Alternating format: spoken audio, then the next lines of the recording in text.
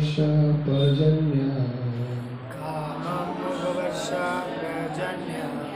सर्वकामदुघामहि शिशिचुः स्म व्रजाङ्गावः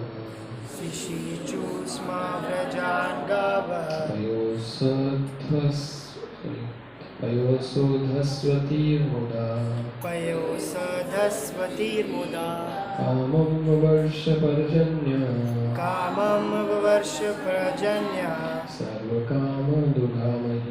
सर्वकामदुघामहि शिशिचुः स्म व्रजाङ्गावः पयोसधस्वतीर्मुदा काममवर्षपर्जन्य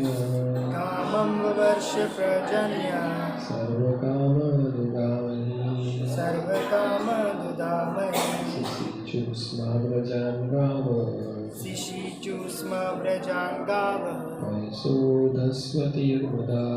पयोसधस्वतीर्मुदा शब्दार्थ लेंगे। कामम कामम सारी आवश्यक वस्तु ववर्ष उपलब्ध हुई पर्जन्य वर्षा सर्व प्रत्येक वस्तु काम आवश्यकताएं दुधा उत्पन्न करने वाली मही पृथ्वी शिशिचु स्म सिक्त करती थी व्रजान चारागाहों को गाँव गायें पैसा उदस्वती भरे हुए धनों के कारण मुदा प्रसन्नता के कारण। ट्रांसलेशन डॉक्टर वैसी भक्तिवेदांत स्वामी श्री प्रभुपाद की जय।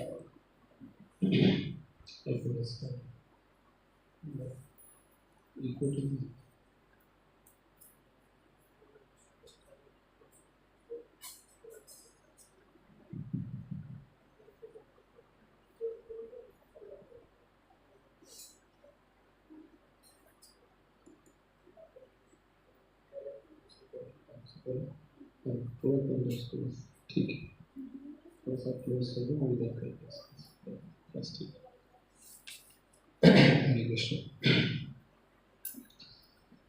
तो श्लोक का अर्थ है, महाराज युधिष्ठिर के राज्य में मनुष्य को जितना भी पानी चाहिए था बादल उतना पानी बरसाते थे, और पृथ्वी मनुष्यों की सारी आवश्यकताओं की पूर्ति पर्याप्त मात्रा में करती थी। दूध से भरे थनों वाली तथा प्रसन्न चित्त गौएं अपने दूध से चारागाही को सिक्त करती रहती थी।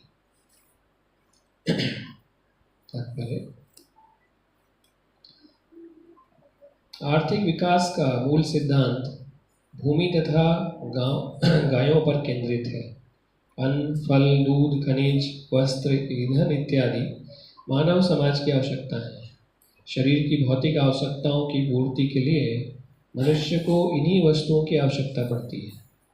निश्चय ही मनुष्य को मांस और मछली या लोहे के औजार अथवा यंत्र नहीं चाहिए। महाराज युधिष्ठिर के शासन काल में सारे संसार में नियमित वर्षा होती थी। वर्षा मनुष्य के नियंत्रण में नहीं होती। स्वर्ग का राजा इंद्रदेव वर्षा का अधिष्ठाता है और वह भगवान का सेवक है। जब राजा तथा राजा के अधीन लोग भगवान की आज्ञा का पालन करते हैं तो आकाश से नियमित वर्षा होती है, और यही वर्षा पृथ्वी पर विविध प्रकार की उपजों की निमित्त स्वरूप है। नियमित वर्षा से न केवल प्रचुर धान्य तथा फल उत्पन्न होते हैं, अपितु जब नक्षत्रों के साथ वर्षा का संयोग बैठता है तो बहुमूल्य रत्न तथा मोती बहुतायत से उत्पन्न होते हैं। अनाज तथा शाकों से मनुष्य तथा पशुओं का भरण पोषण होता है और मोटी ताजी गायें भरपूर दूध देती हैं, जिससे मनुष्य को बल तथा जीवनी शक्ति मिलती है। यदि प्रचुर मात्रा में दुग्ध, अन्न, फल, कपास, रेशम तथा रत्न हो तो फिर लोगों को सिनेमा, वैश्यालयों, कसाई घरों इत्यादि की आवश्यकता क्यों पड़ती है? सिनेमा, कार, रेडियो, मांस तथा होटलों के कृत्रिम विलास में जीवन की क्या आवश्यकता है?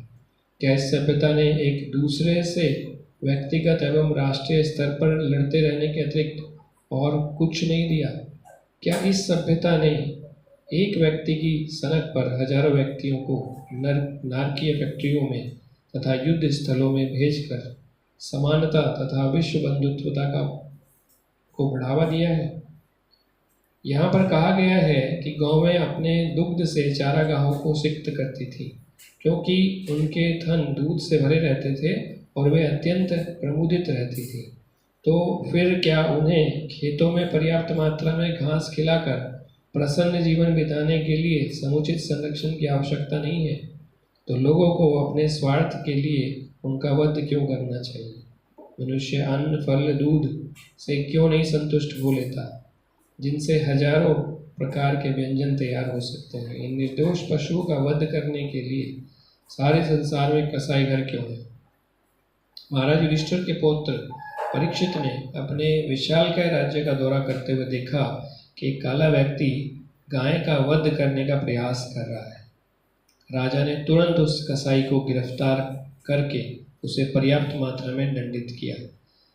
क्या राजा या शासनाध्यक्ष को इन बेचारे पशुओं की रक्षा नहीं करनी चाहिए, जो अपनी रक्षा स्वयं करने में अक्षम हैं? क्या यह मानवता है?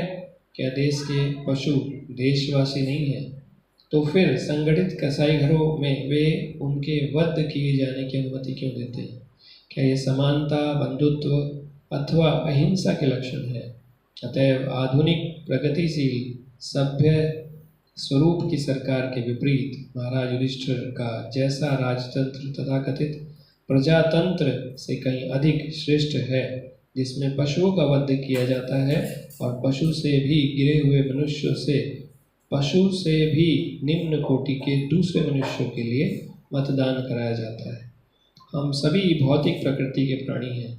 भगवद गीता में कहा गया है कि भगवान स्वयं बीजदाता पिता हैं और प्रकृति सभी आकार प्रकार के जीवों की माता है। इस प्रकार माता प्रकृति के पास परम पिता श्री कृष्ण की कृपा से पशुओं तथा मनुष्य दोनों के लिए पर्याप्त भोजन है। मनुष्य अन्य समस्त जीवों का बड़े भाई जैसा है। उसमें पशुओं की अपेक्षा अधिक बुद्धि है, जिससे वह प्रकृति का मार्ग तथा परम पिता के संकेतों को समझ सके।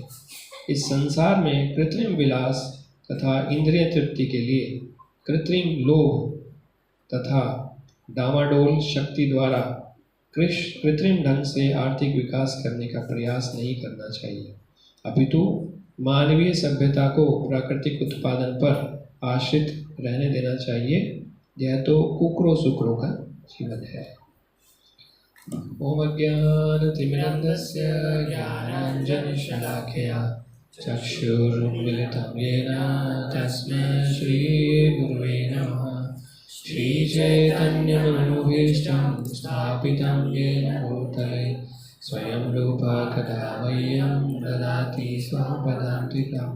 वन्देऽहं श्रीगुरु श्रीयुतपदकमलं श्रीगुरु वैष्णवांश्च श्रीरूपं साग्रजातं सहगणरघुनाथान्वितां तं सजीवं साद्वैतं सावधूतं परिजनसहितं कृष्णचैतन्यदेवं श्रीराधा कृष्णपादान् सहगणललिता श्रीविशाखान्वितांश्च।